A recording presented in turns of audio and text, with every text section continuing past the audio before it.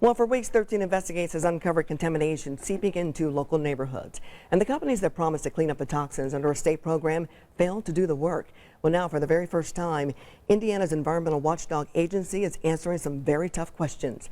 Our investigator, Sandra Chapman, on the dangerous exposures and the state now taking some action. One of the most dynamic and exciting business success stories in the state of Indiana. Lids tipped its hat to new headquarters on a former cleanup site in Zionsville.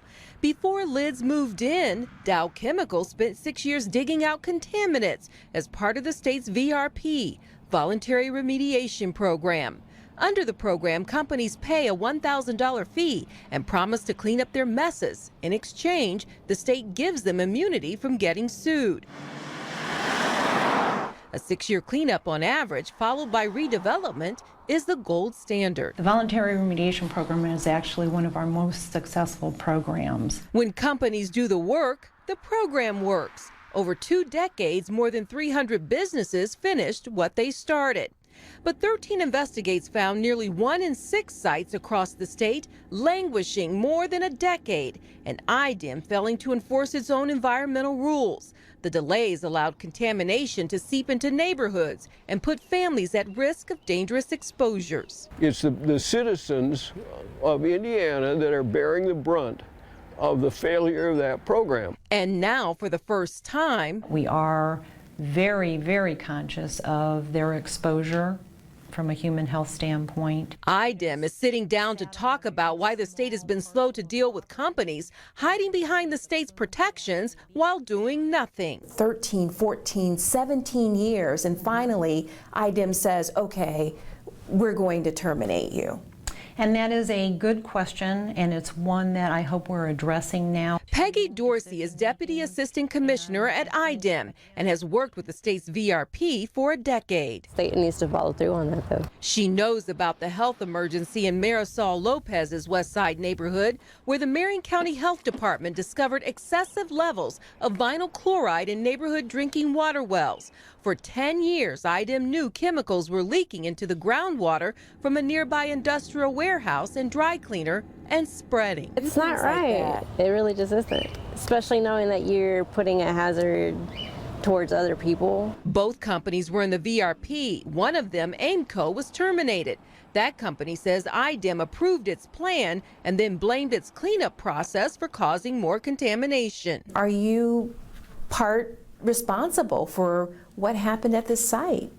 That actually, I believe, was due more to a communication breakdown. A communication breakdown that exposed families to cancer-causing toxins. It is being addressed by the EPA, and the procedures and the processes that we have in place now, that should not happen again. IDEM has created a new technical review board to help resolve cleanup disputes between its experts and those hired by companies.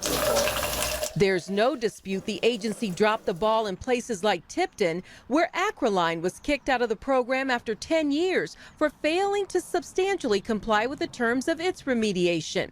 But for the next 4 years, IDEM did nothing as chemicals inch closer to the city's drinking water well. It's my water that I cook with, drink, bathe with. Tipton Mayor Dan Haven says he never received any notification. Your call made us aware, brought our attention to the matter. In fact, it was our investigation that prompted insurers to sign off on a new cleanup plan. Could we do a better job?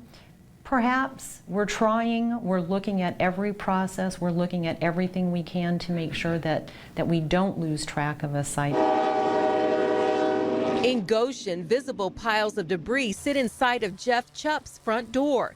It's evidence of an illegal demolition at one of the state's largest voluntary cleanup sites and borders on criminal. We have to deal with asbestos now. That's another added fear. Buildings filled with cancer-causing asbestos torn down under IDEM's watch, exposing an entire community to a deadly toxin for years. They really could have done a lot more to help protect the people in this neighborhood. The Johnson Controls site has been a part of the VRP for 20 years.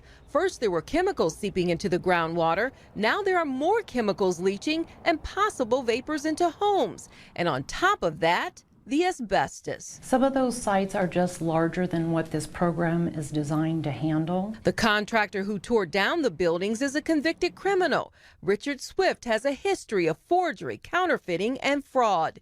He told IDEM he removed the asbestos before demolition. Now IDEM has lots of explaining to do. IDEM did not tell them, tell that contractor that everything was fine, but we would never give approval to a scrapper or a contractor that was doing that to say you can do whatever you want at the site. Dorsey says the asbestos issue is out of her purview. She can't explain why a team of IDEM air quality inspectors failed to take a single sample and test for asbestos during a site visit in December. The inspectors simply wrote, "No violations observed." Dorsey says IDEM has gone through its VRP list to deal with companies failing to uphold their agreements. We are putting them on notice that if they don't comply, that they will be terminated. We are constantly assessing and reassessing to see what did we put in place, what's working, and where do we still maybe have some issues. The goal, she says, is to make the program better and more accountable. Dorsey says a system is being built to remove the groundwater contamination in Goshen. 2 class action lawsuits are now pending there against the companies involved. And Dorsey says all 300 companies in the program are again moving toward cleanup. Andrea, back